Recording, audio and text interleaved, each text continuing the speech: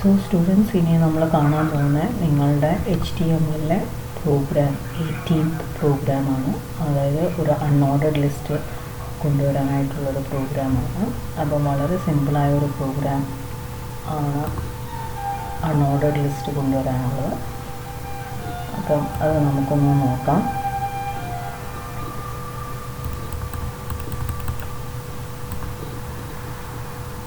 അപ്പോൾ അൺഓർഡർഡ് ലിസ്റ്റ് കൊണ്ടുവരാനായിട്ട് നിങ്ങൾക്കറിയാം, അത് നമ്മൾ ജീനി ഉപയോഗിച്ചിട്ടാണ് ടൈപ്പ് ചെയ്യേണ്ടത്. ജീനി ഉപയോഗിച്ചിട്ട് ഓപ്പൺ ചെയ്തതിന് ശേഷം HTML ഹെഡ് ടൈറ്റിൽ എന്ന് വെച്ചാൽ നിങ്ങളുടെ ഇവിടെ ക്വസ്റ്റ്യൻ തന്നിട്ടുണ്ട്, ഹയർ എഡ്യൂക്കേഷൻ ഇൻസ്റ്റിറ്റ്യൂഷൻസ്, അങ്ങനെ എന്തെങ്കിലും ഒരു ടൈറ്റിൽ നിങ്ങൾ കൊടുത്താൽ മതി.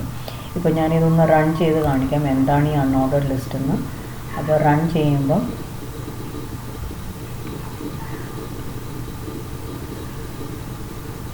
ഇവിടെ ഈ ഒരു മേളിൽ വരുന്ന ഇതിനെയാണ് ടൈറ്റിൽ എന്ന് പറയുന്നത്. സോ അതാണ് ഹയർ എഡ്യൂക്കേഷൻ ഇൻസ്റ്റിറ്റ്യൂഷൻസ്. പിന്നെ അതിൻ്റെ ഹെഡിങ് ആണ് ദിസ് വൺ.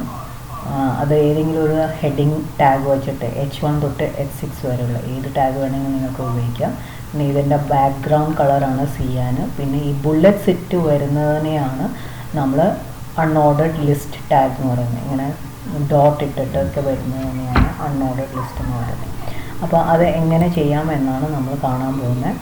സോ ഈ അൺഓർഡർഡ് ലിസ്റ്റിൽ ആദ്യമേ നമ്മൾ HTML ഹെഡ് ടൈറ്റിലൊക്കെ കൊടുത്തു, ബോഡിയുടെ BG കളർ ചെയ്യാനായിട്ട് സെറ്റ് ചെയ്തു. ഇനി ഹെഡിങ് വരുന്നതിന് നമ്മൾ H2 എന്ന് പറഞ്ഞ ടാഗാണ് യൂസ് ചെയ്തേക്കുന്നത്. H2 തന്നെ ഉപയോഗിക്കണമെന്ന് നിർബന്ധമില്ല. H1 തൊട്ട് H6 വരെയുള്ള ഏത് വേണമെങ്കിലും ഉപയോഗിച്ച് ഹെഡിങ് കൊണ്ടുവരിക. ആൻഡ് ദെൻ നമ്മളുടെ അൺഓർഡർഡ് ലിസ്റ്റ് തുടങ്ങുന്നു എന്ന് ഇതാക്കാൻ വേണ്ടിയിട്ട്, കോഡ് കാണിക്കാൻ വേണ്ടിയിട്ട് you have to use the tag UL, unordered list UL. അപ്പോൾ നമ്മൾ ഇനി എഴുതാൻ പോകുന്ന സകല കോഡും ആ ഒരു ULൻ്റെ ഇടയിലായിരിക്കും. ഓപ്പണിങ്ങും ക്ലോസിങ് ടാഗിൻ്റെ ഇടയിൽ വേണം നമ്മൾ എഴുതാനായിട്ട്. ഓക്കെ, അപ്പം ക്വസ്റ്റ്യൻ്റെ അകത്ത് തന്നിട്ടുണ്ട് എത്ര ലിസ്റ്റ് ഐറ്റംസ് ഉണ്ടെന്ന്. 1 2 3 4 5 ഐറ്റംസ് ആണ് നമുക്ക് കൊണ്ടുവരാനായിട്ടുള്ളത്. അപ്പോൾ 5 LI ടാഗുകൾ ULൻ്റെ അകത്ത് യൂസ് ചെയ്യേണ്ടി വരും. LI എന്ന് വെച്ചാൽ ലിസ്റ്റ് ഐറ്റം.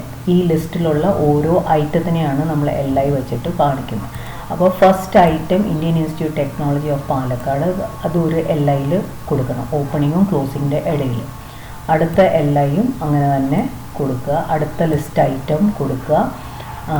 പിന്നെ അടുത്ത 4ാമത്തെ ലിസ്റ്റ് ഐറ്റം കൊടുക്കുക. And the last one list item കൊടുത്തതിന് ശേഷം അപ്പോൾ ലിസ്റ്റ് കഴിഞ്ഞു കഴിഞ്ഞാൽ UL ക്ലോസ് ചെയ്യുക, ബോഡി ക്ലോസ് ചെയ്യുക, HTML ക്ലോസ് ചെയ്യുക, എന്നിട്ട് സേവ് ചെയ്യുമ്പം ഏതെങ്കിലും ഒരു പേരിൽ സേവ് ചെയ്യുക. അൺഓർഡർഡ് ലിസ്റ്റ് .html കൊടുത്ത് വേണം സേവ് ചെയ്യാനായിട്ട്. എന്നിട്ട് റൺ ചെയ്യുമ്പോൾ നിങ്ങൾക്ക് ഇങ്ങനത്തെ ഒരു വെബ് പേജ് റെഡി ആയിട്ട് കിട്ടുന്നതായിരിക്കും.